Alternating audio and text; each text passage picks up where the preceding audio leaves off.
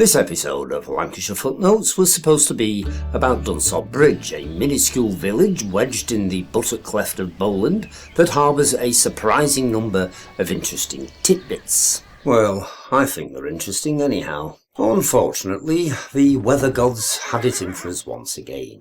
When we reached Puddle Ducks, the already sagging skies, strung from peak to peak like some vast bulging duvet, decided to split, and this happened.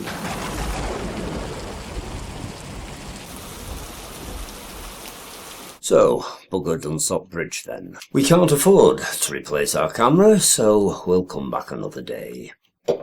In the meantime, we've cobbled together some old footage off the hard drive for this week's footnote, and we're going to pretend it's what we planned all along.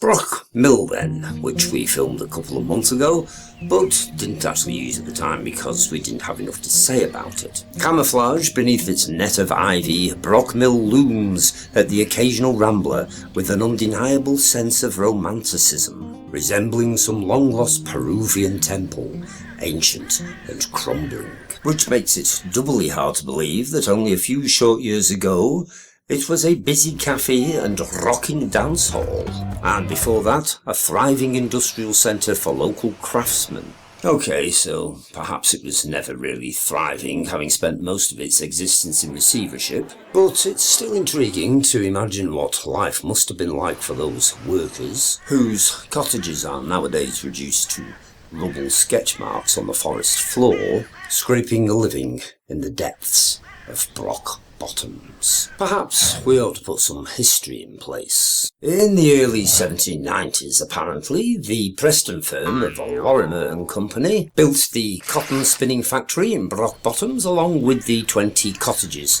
for its workers. As early as 1796, however, Lorimer shares went up for sale, a warning that all wasn't well in the tiny community. By 1807, the mill itself was on the market, its owner at the time, John Emer, having declared himself bankrupt. And so, over the following century, the mill's fortunes rose and fell with alarming frequency. A savage fire in 1860 sounding the death knell on its cotton spinning activities. All wasn't lost, however, and, like Swamp Castle, in 1861 it was rebuilt by Richard and William Bond, who reopened the building for the manufacture of rollers. 30 years later, the mill received another facelift, this time by P.J.B. Parker, who converted it into a file-making firm. In 1936, however, under the ownership of Crompton, whose parents presumably lacked a certain amount of imagination when it came to naming their children, Brockmill was finally closed, the ground floor becoming, as we mentioned a few moments ago, a cafe, while the top floor was handed over to late-night revellers. The heady strains of the Caldervale Band, no doubt, echoing around the steeply sided valley into the small hours. Like I said, we haven't got much information about it really. No boggarts, no nefarious history, no gruesome murders or ghastly goings-on, nout. So let's head back into the trough in search of a bit more eclecticism. The Trough of Bowland isn't called the Trough of Bowland for nothing. To paraphrase Terry Pratchett, who was well acquainted with the area, these are the sort of mountains where winters go for their summer holidays.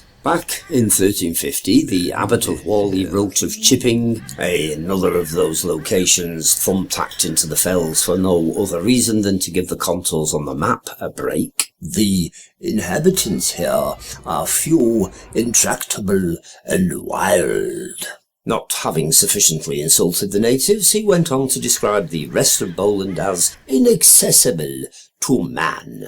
That's probably because the only road round here seems to be permanently blocked by ancient cyclists, all berry brown wrinkles and sinews like piano wires and faces the colour of beetroot. Their progress, though spirited, laboriously slow.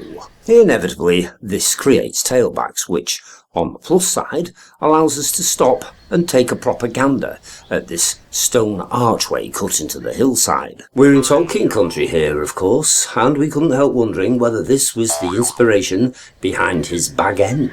Probably not, but it's worth a shot. The structure's marked on old maps as Sykes lead mine. Details about it are difficult to pin down, but according to the old records, in 1304 and 1305 respectively, Simon Noel and his successor Robert, son of Adam of Clitheroe, were paid £30, 7 shillings and twopence for smelting and mining in the Forest of Bowland, proving, if nothing else, that such mines come with considerable history round these parts. The practice of lead mining has died out now, of course, Sykes mine itself, as far as we can tell, dating to the 16th century. Along with the lead, the miners also extracted chal copyright, malachite, silver, fluorite, and barite.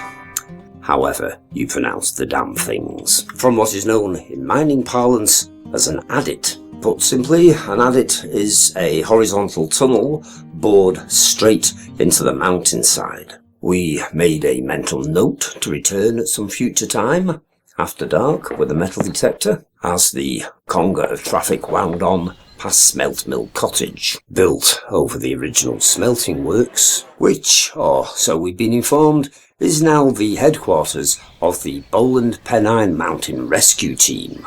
There's a Sykes stone quarry up here as well, full of crinoids apparently. Crinoids were fossilised sea lilies that were around approximately 480 million years ago. You might be wondering why they appear in such large quantities halfway up a mountainside. Well, that's because the trough is actually a geological fault line, the mountains having been pushed up from the seabed when the plate tectonics shifted way back when Jim Davidson's jokes were still culturally appropriate. One last footnote, just up the road from here stands this old boundary stone denoting the border between Lancashire and the county whose name we dare not mention. We've no idea how old it is, but nowadays it's well and truly inside Lancashire, us brave Lancastrians having rescued it from the dark hinterland back in the 1970s. There you go, that was reasonably interesting and informative after all, wasn't it? I'll expect an apology from the residents of Dunsop Bridge about their dreadful weather before I consider returning. Click like and please subscribe and we'll be back ASAP.